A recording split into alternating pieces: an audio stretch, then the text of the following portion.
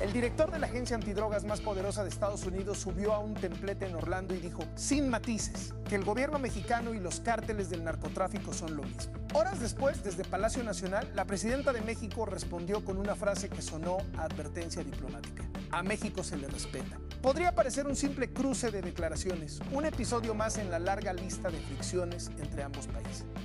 Pero la pregunta que realmente importa no es qué dijo Terry Cole ni qué contestó Claudia Sheinbaum. La pregunta es por qué la DEA decidió lanzar esa acusación precisamente en este momento, con ese nivel de dureza, contra un gobierno con el que Washington sigue necesitando cooperación en materia de seguridad, inteligencia y extradiciones. El director de la DEA no habló de manera improvisada. Lo hizo el lunes 13 de julio, durante la noche inaugural de la primera cumbre Estados Unidos libre de fentanilo, celebrada en Orlando, Florida. Ante un auditorio de funcionarios, policías y familiares de víctimas del fentanilo, Cole fue textual. Dijo que la agencia pone todo su poder contra los cárteles, contra sus facilitadores, sus distribuidores, sus lavadores de dinero, y añadió una frase que fue la que encendió la mecha. Habló de una conexión mortal entre las redes de los cárteles y el gobierno mexicano. Son lo mismo, sentenció, y agregó que esa conexión es, para la DEA, la prioridad número 1. Aquí aparece el primer matiz que varios medios pasaron por alto. Algunas coberturas sugirieron que la acusación de Cole llegó justo después de que México presentara su informe de seguridad, como si fuera una respuesta calculada al reporte oficial. No fue así. El discurso se dio la noche del lunes, antes de que el gobierno mexicano difundiera su comunicado del martes 14 de julio. La coincidencia de fechas alimentó la narrativa de una ofensiva coordinada, pero la secuencia real es otra. Primero habló Cole, después reaccionó México. Esa distinción no es un detalle menor. Cambia la lectura del episodio. Si la acusación hubiera llegado como respuesta a las cifras mexicanas, se entendería como una reacción defensiva. Pero si Cole habló primero, la pregunta se traslada a otro terreno. ¿Qué buscaba comunicar la DEA antes de conocer la versión oficial de México? ¿Y ante qué público? La cumbre Estados Unidos libre de fentanilo no fue un evento cualquiera. Se trató de un foro impulsado por la actual administración estadounidense, con la Fiscalía General del país entre los organizadores, pensado para proyectar una postura de mano dura frente a la crisis de opioides que ha dejado cientos de miles de muertes en territorio estadounidense en la última década. En ese contexto, Cole presumió que la agencia ha incautado más de 568 millones de dosis potencialmente letales de fentanilo. Una cifra que utilizó para justificar la ampliación de la estrategia contra las redes que, según dijo, permiten que esa droga cruce la frontera. Añadió además que el combate a los cárteles de Sinaloa y de Jalisco Nueva Generación representa la prioridad número 1 de la agencia, una postura que ya había adelantado semanas atrás durante un instituto de capacitación de una organización antidrogas estadounidense. El problema es lo que vino después de esa cifra. Cole no se limitó a hablar de tráfico, de rutas o de decomisos. Extendió la acusación directamente hacia las instituciones del Estado mexicano, sin mencionar nombres, sin citar expedientes, sin ofrecer una sola prueba pública que sostuviera el señalamiento. Esa ausencia de evidencia es precisamente el punto que el gobierno mexicano usaría horas más tarde como principal línea de defensa. Conviene detenerse en el peso institucional de quien habló.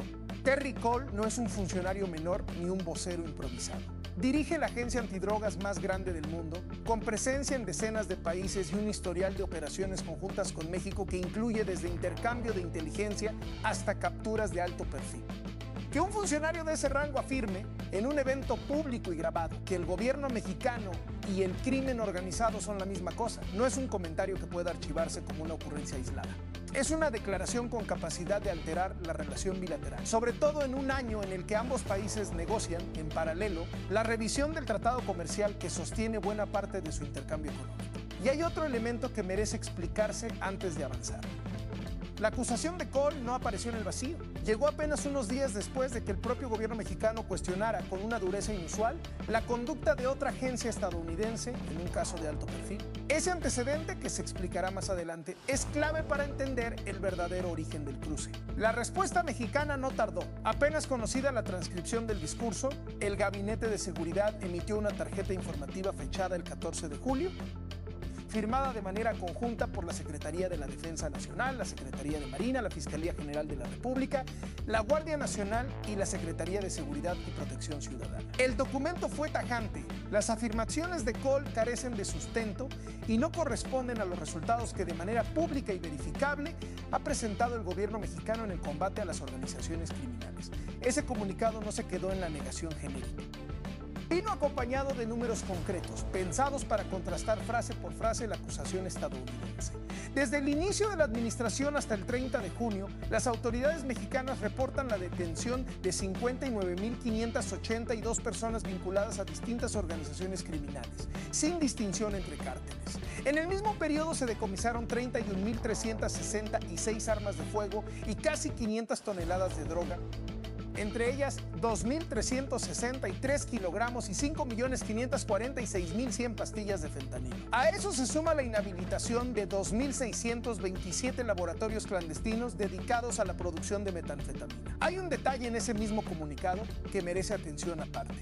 El documento presume la detención de 80 servidores y ex servidores públicos por presuntos vínculos con el crimen organizado, entre ellos 7 presidentes municipales en funciones, como prueba de que no existe protección para nadie dentro del gobierno. Pero en esa misma tarjeta informativa, el Gabinete de Seguridad no mencionó ni una sola vez el caso de Rubén Rocha Moya, ni el de los otros 9 funcionarios sinaloenses señalados por Estados Unidos. La omisión no prueba nada por sí sola, pero sí deja una pregunta sin responder. Si el argumento central es que ningún servidor público está protegido, ¿por qué el caso más mediático de los últimos meses no apareció ni como ejemplo ni como aclaración?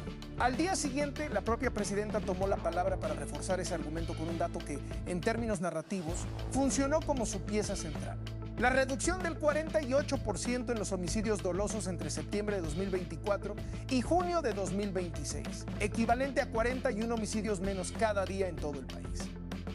Los delitos de alto impacto, según esa misma cifra oficial, cayeron 53% en el mismo periodo. Si un gobierno estuviera vinculado con el crimen organizado, argumentó Sheinbaum, esa reducción sería imposible. La lógica que propuso es sencilla. La colusión y la caída sostenida de homicidios no pueden convivir en los mismos datos. Sheinbaum fue más allá de la defensa estadística.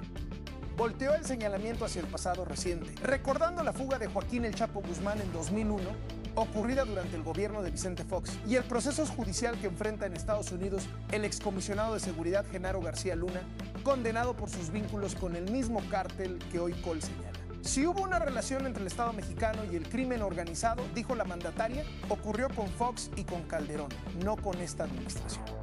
La presidenta agregó un dato que golpeó directamente la credibilidad de quien acusaba. Mencionó que esa misma mañana se había conocido el caso de un exagente de la DEA que trabajó en México y fue destituido por presuntos vínculos con abogados de líderes del narcotráfico. No dio más detalles del caso, pero el mensaje fue claro. Si de conexiones mortales se trataba, la propia agencia estadounidense tenía las suyas. Sheinbaum cerró su intervención con una idea que fue tan citada como su frase sobre el respeto. 75% de las armas que circulan en México provienen de Estados Unidos, según cifras que su gobierno ha repetido en distintos foros internacionales. El mensaje de fondo no fue solamente defensivo, fue una manera de decir que la responsabilidad en la crisis de seguridad binacional corre en ambos sentidos, no en uno solo.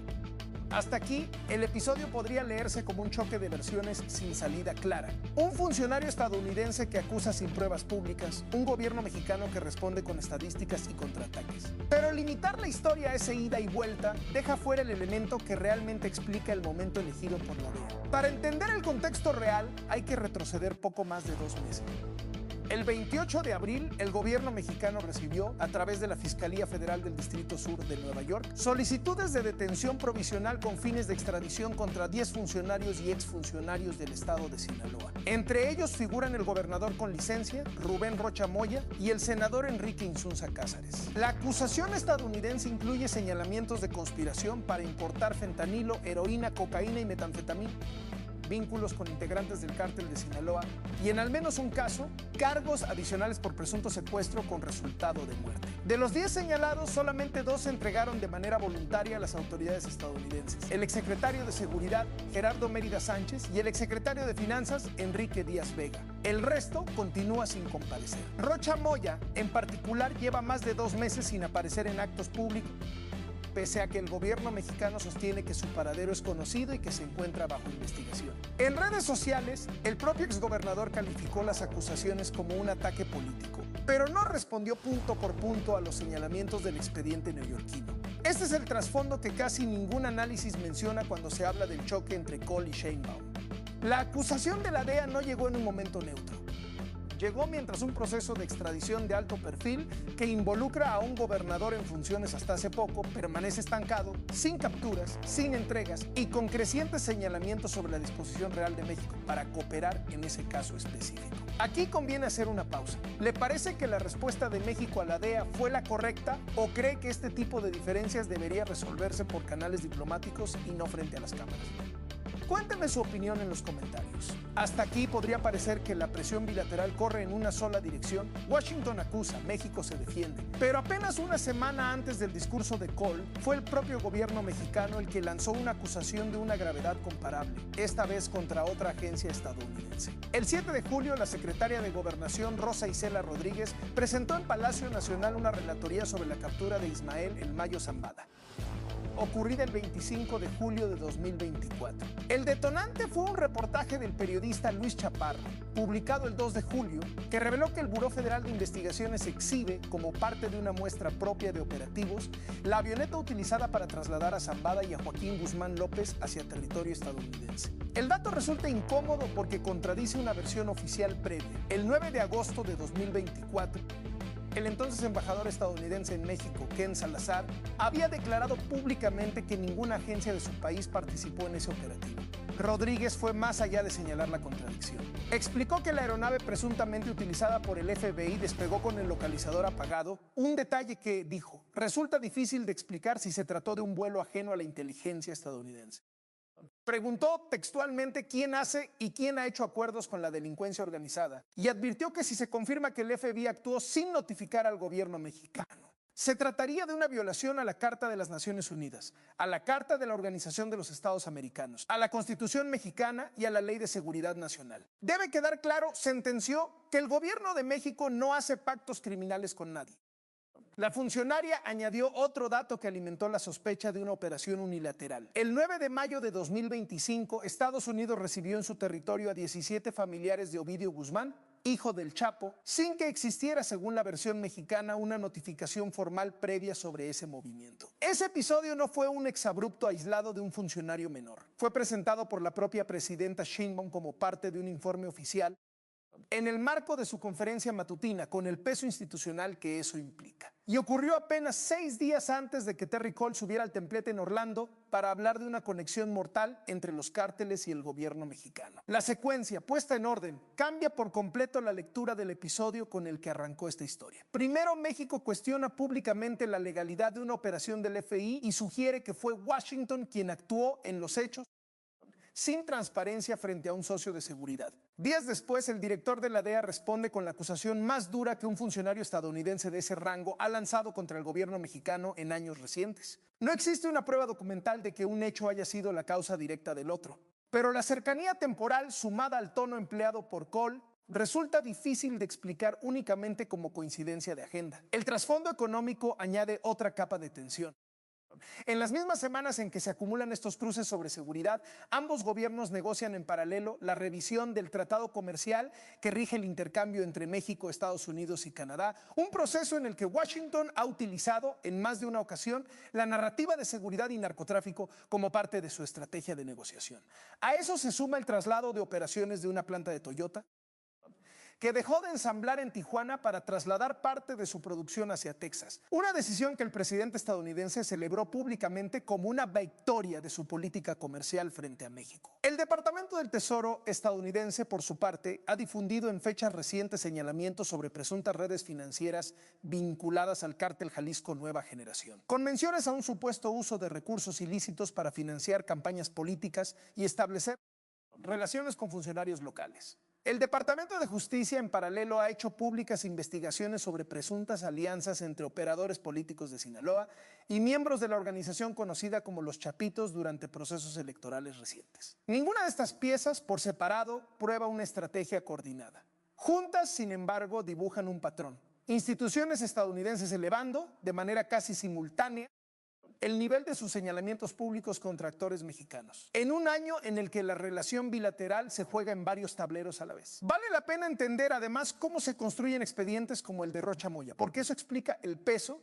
que Washington les da en público. Buena parte de esas acusaciones se apoya en el mecanismo conocido como testigos colaboradores, que permite a la justicia estadounidense obtener información de miembros del crimen organizado a cambio de beneficios procesales y que fue central en la investigación que llevó a la condena de García Luna. No dependen únicamente de pruebas documentales, sino de testimonios que Estados Unidos controla y que México no puede verificar de manera independiente, lo cual alimenta tanto la firmeza con la que Washington sostiene sus señalamientos como la desconfianza con la que México los recibe. Con todos estos elementos sobre la mesa, la pregunta que abrió este video deja de ser retórica. ¿Por qué la DEA eligió este momento con este tono? Ya no se puede responder solamente citando un discurso en Orlando. La respuesta está en la secuencia completa. Un gobierno mexicano que acaba de cuestionar la conducta de otra agencia estadounidense, un caso de extradición de alto perfil que no avanza y una negociación comercial que se desarrolla bajo la sombra permanente de la narrativa de seguridad. La lectura más sólida, respaldada por esta secuencia de hechos, apunta a una disputa por el control del relato antes que a una guerra de acusaciones aisladas. Durante la primera semana de julio fue el gobierno mexicano quien logró colocar a una agencia estadounidense, el FBI, en el banquillo de las sospechas, cuestionando su legalidad y su transparencia frente a un socio con el que existe un tratado de extradición vigente. Ese golpe narrativo, presentado con el peso institucional de una conferencia presidencial, dejó a Washington en una posición incómoda, la de tener que explicar por qué su propia agencia habría actuado sin informar a México, justo cuando exige a México máxima cooperación en el combate al narcotráfico. Todo esto permite inferir que la declaración de Cole funcionó, entre otras cosas, como un reacomodo del terreno narrativo. Al calificar al gobierno mexicano y a los cárteles como una misma cosa, la DEA no solo repitió una acusación que ya circulaba en investigaciones periodísticas y en señalamientos del Departamento del Tesoro, también desvió la conversación pública, al menos por unos días, del cuestionamiento sobre la conducta del FBI hacia una supuesta responsabilidad estructural del Estado mexicano. Una lectura posible, y no la única, es que la escalada retórica busca también presionar el estancado proceso de extradición contra Rocha Moya y los otros 9 funcionarios sinaloenses, elevando el costo político de mantener ese caso sin avances visibles. Hay además un componente de política interna estadounidense que no puede descartarse. Cole habló ante un auditorio construido específicamente para proyectar dureza frente a la crisis de fentanilo, un tema que sigue siendo altamente sensible entre el electorado estadounidense. Culpar a un gobierno extranjero de una conexión estructural con el crimen organizado es, en ese tipo de foros, un mensaje que se dirige tanto hacia México como hacia el propio público interno de Washington. Lo que revela este cruce en el fondo no es solamente una diferencia sobre cifras de seguridad. Revela que ambos gobiernos están librando de manera simultánea una batalla por definir quién carga con la responsabilidad moral del fracaso compartido frente al narcotráfico. México necesita mostrar que sus resultados desmienten cualquier señalamiento de colusión. Estados Unidos necesita mostrar que su presión funciona y que el origen del problema está del otro lado de la frontera. Ninguno de los dos relatos, tomado de manera aislada, explica por completo una crisis que ha costado cientos de miles de vidas en ambos países durante las últimas 2 décadas. Lo que viene ahora depende de varios factores que todavía no están resueltos. El proceso de extradición contra Rocha Moya y los otros 9 funcionarios sinaloenses sigue abierto, sin que exista hasta el momento una fecha o un mecanismo claro para resolverlo. Mientras esa situación no avance, es previsible que Washington siga utilizando el caso como argumento de presión en cada declaración pública sobre seguridad. También queda pendiente una respuesta oficial más amplia sobre el papel del FBI en la captura de El Mayo Zambada.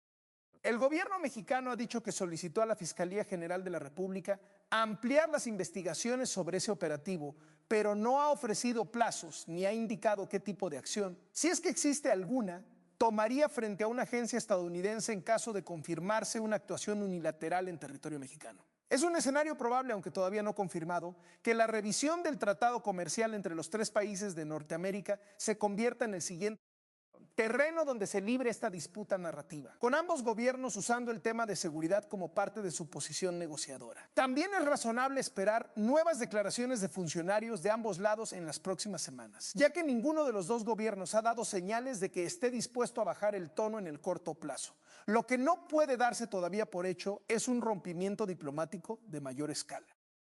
Pese a la dureza de las palabras cruzadas, tanto Cole como Sheinbaum insistieron, cada uno a su manera, en que la cooperación bilateral debe continuar. La diferencia está en las condiciones bajo las que cada gobierno está dispuesto a sostenerla y ese punto hasta ahora sigue sin resolverse. Vale la pena observar en las próximas semanas si la Fiscalía General de la República ofrece resultados concretos sobre la investigación del caso Zambada y si Washington finalmente presenta alguna prueba pública que respalde la acusación de Cole. Ninguna de las dos cosas ha ocurrido todavía. Lo que deja este episodio, más allá de la frase que le dio título, es la evidencia de que la relación entre México y Estados Unidos en materia de seguridad ya no se sostiene únicamente en operativos conjuntos y cifras de decomisos. Se sostiene también en una disputa constante por definir, ante la opinión pública de ambos países, ¿quién es responsable de una crisis que ninguno de los dos gobiernos ha logrado resolver por completo? La pregunta que queda abierta no es si México y Estados Unidos volverán a cooperar. Es bajo qué condiciones y con qué grado de confianza lo seguirán haciendo mientras cada acusación pública erosiona un poco más el terreno común entre ambos países. ¿Usted cree que este tipo de choques públicos fortalece o debilita la cooperación real contra el narcotráfico? Déjenlo en los comentarios y si esta investigación le aportó algo, suscríbase al canal para seguir esta historia y las que vienen.